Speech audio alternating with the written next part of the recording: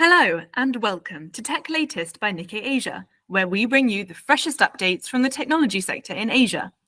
Every episode, one of our reporters from the region will be filling us in on the tech news on their radar, from semiconductors in China to space travel in Japan to startups in Indonesia.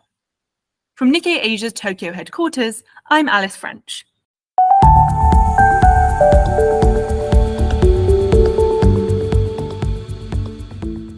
Hey Lauly, thanks so much for joining us today. Hi Alice, thanks for having me. So I understand that we're going to be talking today about a hot topic within the US-China battle for industrial supremacy, which is metal production. Now, before we get started, could you just give us a rundown of what kind of materials have been in the spotlight and why they're so important? Sure. This is really important geopolitical development.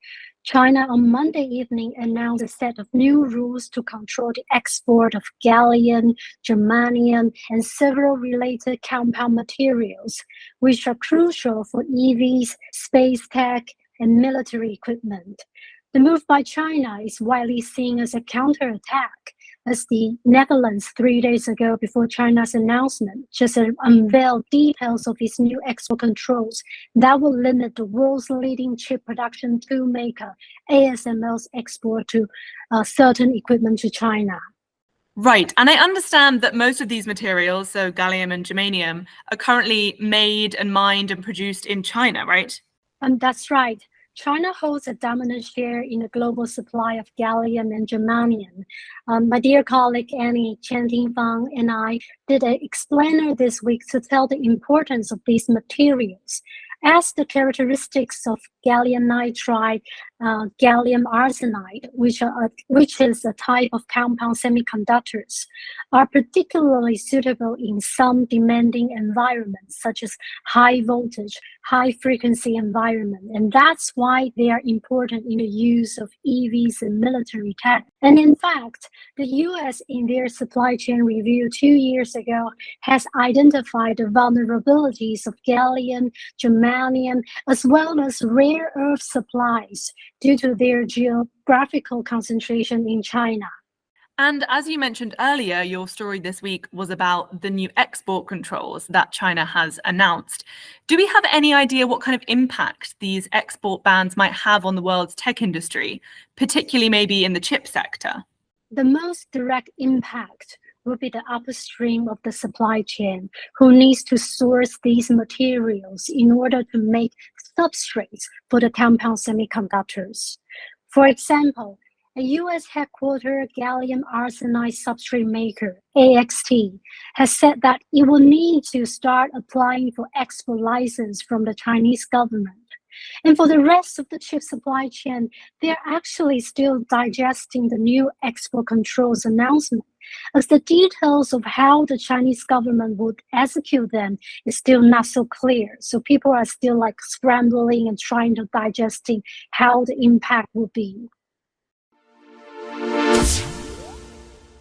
And you mentioned briefly earlier rare earths as well, and I just want to move briefly away from gallium and germanium to touch upon those, which are of course another key material. China is also the dominant producer of rare earths, right? That's right. Our US colleague Yifan wrote a big story this week about the rare earths battle between the US and China. China is the world's largest producer of rare earth by far. Last year, it accounted for estimated 70% of global output, according to the United States Geological Survey. And China also has the world's largest reserves, totaling 44 million tons of rare earth oxide equivalent, about double those in Vietnam, Brazil, and Russia. Wow, so there's no doubt that China is definitely the world leader in rare earth production. But Yifan's story, which you mentioned, introduces a mine in the US that's trying to challenge Beijing's dominance in the industry. Could you tell us a little bit about Mountain Pass Rare Earth Mine? Yifan went to Mountain Pass Rare Earth Mine in the high desert of Southern California to do the reporting. The mining area is pocked with cactuses and Joshua trees, and the mine was once defunct, And now giant yellow trucks are again shuttling ore, reviving the mine, and they shoulder the U.S. aim to patch its vulnerability in rare earth supplies. Yeah, and the story, as you say, features a lot of really colourful reporting from Yifan, who travelled to visit the mine in person. So I'd really recommend all of our listeners to check out the story for more details. Well, thank you so much, Lauly, for giving us that rundown. Are there any other tech-related stories on our website this week that you'd like to recommend? Yeah, I'd like to recommend 2 other tech-related stories for our listeners. There's an interview story by our colleague, Rio Taro, on a U.S. startup. What's special about this startup is that it is called DeepMind. It secured at the U.S. Department of Defense $25 million 3-year contracts to detect deepfake media content.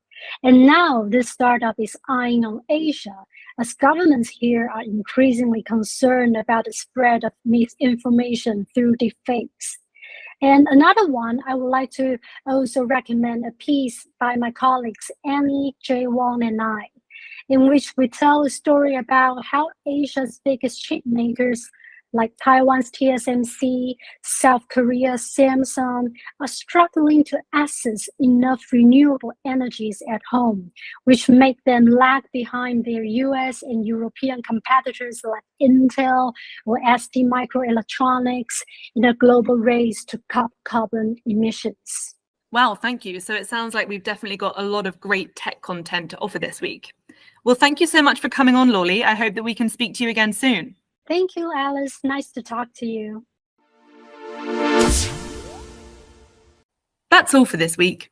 You can read more of Lauly's reporting, along with a host of other stories about Asia's tech industry, on Nikkei Asia's website, asia.nikkei.com. And if you like what you hear, why not subscribe to our weekly Tech Asia newsletter, which will be delivered to your inbox every Thursday. There's a link to sign up in the show notes. And check back in next time for more updates on the tech trends that matter.